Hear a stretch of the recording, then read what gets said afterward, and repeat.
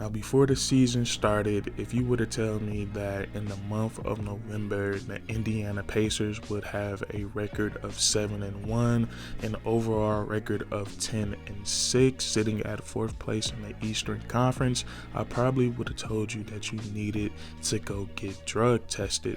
But today is November 22nd, and all of those things stand to be true. Now, the Indiana Pacers have been playing some incredible basketball recently, and they're currently on a 5-game winning streak. And we look at who the Indiana Pacers have been beating so far this season. They've beaten some teams that were predicted to go to the playoffs before the season started. They've beaten the Brooklyn Nets, they've beaten the Miami Heat, the Toronto Raptors, and they have also beaten the New Orleans Pelicans. And all of those teams right there, they're pretty decent NBA teams. So we look at the Indiana Pacers, we look at them as a whole, as a team, and the driving force of this organization right now is their offense. Looking at their stats right now, they rank 7th in the NBA and total offensive rating, and they do a great job at taking threes. They take a lot of threes. Right now, they're 3rd in the NBA in total three-pointers made per game, and when it comes to where they rank percentage wise, they rank 11th. So this is a really high-powered offense, and we look at what makes this offense so special, man. It all starts with Tyrese Halliburton. So Tyrese Halliburton is the big front court for today's NBA. Is very huge. So they have Jalen Smith, who I believe is around 6'10", and then Miles Turner is around 6'11", 7 foot. And those two guys, you don't want to leave them open because they can spray it from the three-point line. So this gives the Indiana Pacers the ability to run 5 out. And we all know tough for him to rotate down to that rim when your guards are getting dribble penetration. So whenever you can run the 5 out, that's always a plus. And then another freelance that the Indiana Pacers run is 4 out, 1 in, and that's because they do a great job at running the pick and roll as well. And that's another thing I love about this front court. Both of these guys are great at setting screens, and they're also great at rolling to the rim, and they can also pop out for a jump shot. So just off that alone, before we evolve any plays that the Indiana Pacers run, just when they're out there just playing basketball, it's already hard to defend them. And then they love running sets to get Buddy Hield open off screens, off pin downs, off flares. So they have a bunch of things that they can do offensively, and it all starts with Tyrese Halliburton. He's definitely going to the All-Star game this year. He's been very special. Right now, he's leading the league in assists. I think he's almost at 11 assists per game. The last matchup for the Indiana Pacers against the Orlando Magic, he dominated with his playmaking ability. He had 15 assists. So this guy, it has to be so fun playing with him. It's like he has eyes on the top of his head, the back, the front. He's seeing everything on the court at all times. So if I was a hooper, I would love to play with Tyrese Halliburton because I know he's gonna get me at least one bucket. And it's his playing style is really unique. I've never really seen anything like him. In my opinion, he's like a modern day point guard mixed with a traditional point guard. And I say modern day because he does have that range on his jump shot. He can pull up from deep. He can pull up off the dribble. He can shoot off the catch. He's a great 3-point shooter. And the traditional part of his game is that he's pass first in his dribble style. You look at the way he dribble, and I'm not saying he doesn't have the ability to break guys down, but it's very old school. It's not pretty compared to guys like Kyrie Irving or Darius Garland.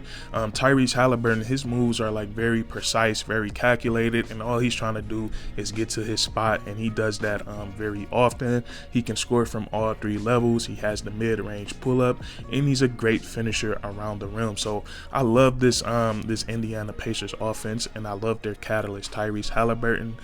He's the reason why, or I should say he's the primary reason to why their offense is in 7th place right now in terms of offensive efficiency. Now, another great thing about the Indiana Pacers offense is that they have the ability to go to their bench and get great production, and that all starts with being 6th man of the year. I don't know if that's ever been done in NBA history, but if he's able to pull that off, that'll be pretty cool. And I love Bennedict Mathurin. Picked up while watching him is that he's a great shot maker. He makes all types of jump shots off the dribble, pull-ups, coming off screens, pulling up in transition. When it came to a jump shot, percent from the field and 42% from the three-point line. And I find his efficiency impressive because majority of the field goal attempts that he takes are jump shots. So he's insanely accurate when it comes to shooting the basketball. And there's so much more to his game, and he has so much upside because he has the ability to put the basketball on the floor. He can operate the pick and roll. He can set up his teammates. He can get to the mid-range area. And one thing about Bennedict Mathurin, he's such a great shooter.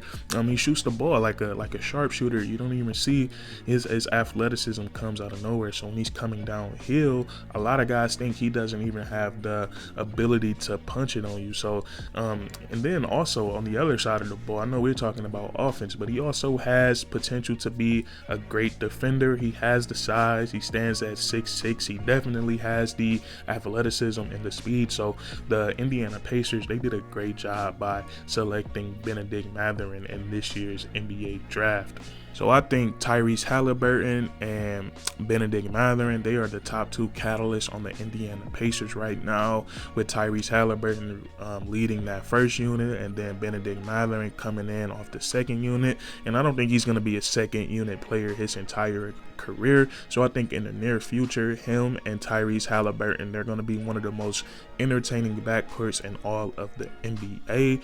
And the Indiana Pacers, man, they have so many of the weapons that we didn't really get into talk about in depth. Guys like Buddy Hield, he's one of the best three-point shooters in the NBA over the last 3 or 4 years. He's always at the top of the NBA when it comes to total three-pointers made, and then he has a little bit more to his game. He's able to put the ball on the floor, get dribble penetration, get to the rim. Has so much potential. He gives you a little bit of everything on both sides of the ball.